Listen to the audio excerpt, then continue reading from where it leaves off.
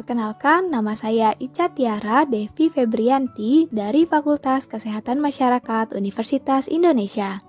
Video ini akan menjelaskan mengenai yuk kenalan dengan para aktor kesehatan.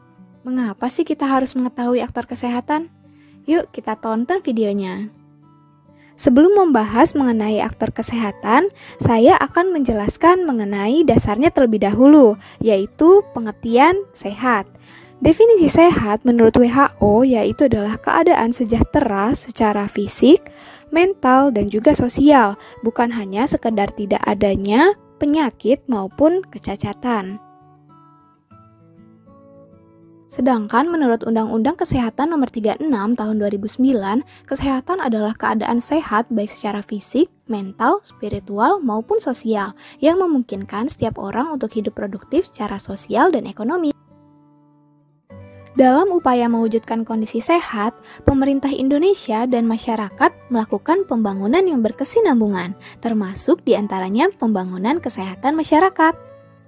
Menurut Richard Riggleman pada tahun 2014, kesehatan masyarakat tidak hanya memikirkan apa yang dapat membuat kita sakit, melainkan apa yang membuat kita tetap sehat. Paradigma sehat merupakan hal yang ingin diciptakan oleh kesehatan masyarakat dengan segala upayanya. Togetherness dalam kesehatan masyarakat mengisyaratkan sesungguhnya kesehatan masyarakat tidak dapat diciptakan oleh satu orang saja. Kebersamaan adalah kunci keberhasilan dalam penyelenggaraan kesehatan masyarakat. Seluruh peran dan kegiatan-kegiatan tersebut dijalankan secara terus-menerus oleh aktor kesehatan masyarakat untuk menjaga dan meningkatkan status kesehatan masyarakat. Fungsi tersebut dilaksanakan oleh sektor kesehatan mulai dari pusat sampai ke daerah. Berikut ini adalah aktor kesehatan. Baik, profil singkat saya ibu rumah tangga, ibunya Ica Tiara Devi Febrianti, putra saya 3, 1 putra, 2 putri. Baik, suka duka saya menjadi seorang ibu yang ketiga-tiganya saya urus dengan saya sendiri, baik itu kesehatannya, baik itu pendidikannya, baik tingkah laku ketiga anak ini. Nama saya Bidari Suci. Saya di Posyandu sebagai kader. Tapi saya juga di desa itu menjabat sebagai Sukabe di RW 05 Kota Batu. Kita nanya nih Bu, mengenai suka dan duka Ibu selama menjadi kader, ada nggak sih Bu kayak hambatan atau kendala yang dialami? Kalau sukanya banyak ya, karena saya senang kegiatan seperti itu dengan anak-anak kecil, senang banget. Jadi kita harus pengen mereka tuh dengan sehat gitu, senang banget gitu ya. Kalau dukanya ya itu kadang suka nggak paham ya ibu yang ibu cuma imunisasi atau apa, kadang enggak lah takut anaknya begini-begini. Tapi kita harus meyakinkan dia bahwa itu sebetulnya bagus itu, jadi jangan jadi hambatan. Baiklah, terima kasih Ica atas waktunya untuk diwawancara. Perkenalkan, nama saya Ibu Ruswanti, profesi sebagai bidan di Puskesmas Kota Batu. Lama bekerja sudah 30 tahun ya. Masa pandemi kan kita lebih safety kali ya untuk menolong, jadi agar semuanya aman ya antara si pasien dan penolong juga. Ya baik Bu. Kemudian apakah ada kesulitan Ibu selama melakukan pertolongan persalinan Bu? Kesulitan dalam bentuk apa ya? Selama ini sih enggak ya, karena kan kita udah ini ya pakai deteksi dulu ya, mana yang bisa ditolong sama bidan dan mana yang dipilah. Oh ya, kenalkan, saya Dr. Desi Putri Cahyani.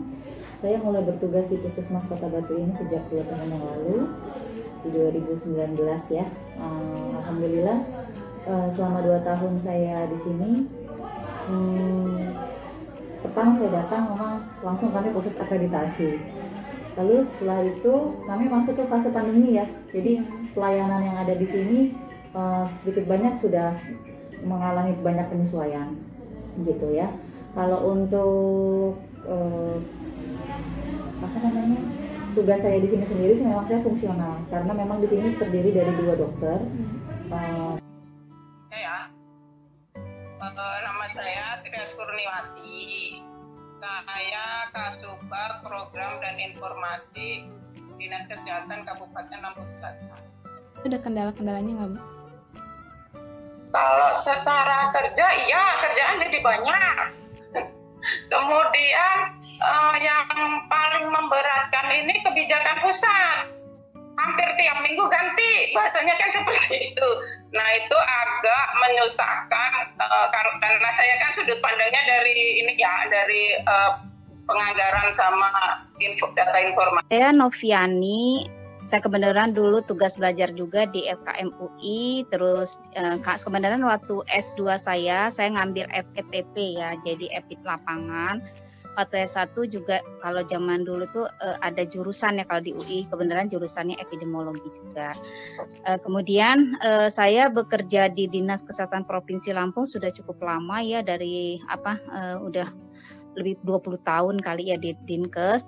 Tapi kita ketika pandemi itu harus belajar, walaupun belajarnya itu dari sistem kayak kita SKS ya. Kalau kita lagi kuliah dulu kan sistem kebut semalam, belajar, mempelajari dengan cepat gitu. Udah tuh akibatnya juga kadang-kadang kabupaten juga orang yang sudah sedikit terbatas, tapi mereka harus mengerjakan begitu banyak kegiatan gitu ya. Ya akhirnya kadang-kadang ada sedikit permaklum, tapi kadang-kadang kesel juga gitu, kok nggak datang gitu. Ya tapi ya itu tadi banyak kebijakan yang berubah.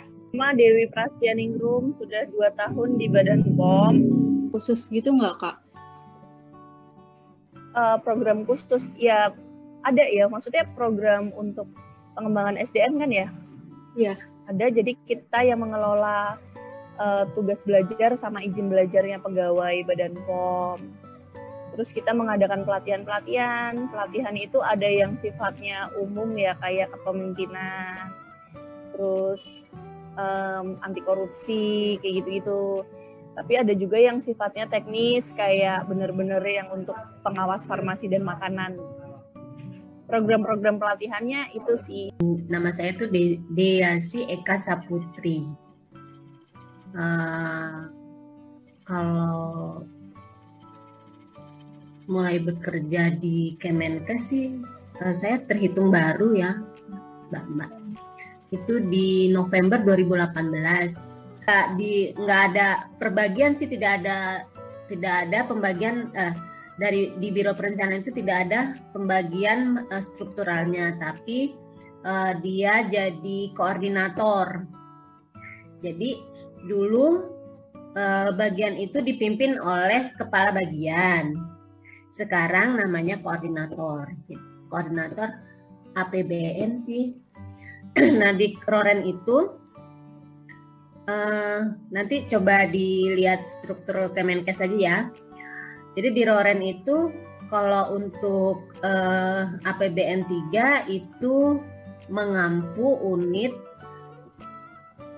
kesehatan masyarakat, Ditjen Farmalkes sama Badan Penelitian Balitbangkes. Jadi, aktor-aktor kesehatan terdiri dari individu atau diri kita sendiri, keluarga, masyarakat, kemudian puskesmas, rumah sakit ataupun fasyankes yang di dalamnya terdapat kader, dokter, ataupun tenaga kesehatan lainnya. Kemudian ada dinas kesehatan, kabupaten atau kota dan provinsi, dilanjutkan ke Kementerian Kesehatan, dan terdapat stakeholder lainnya seperti BPOM, kepala desa, RT, RW, lurah, camat, LSD.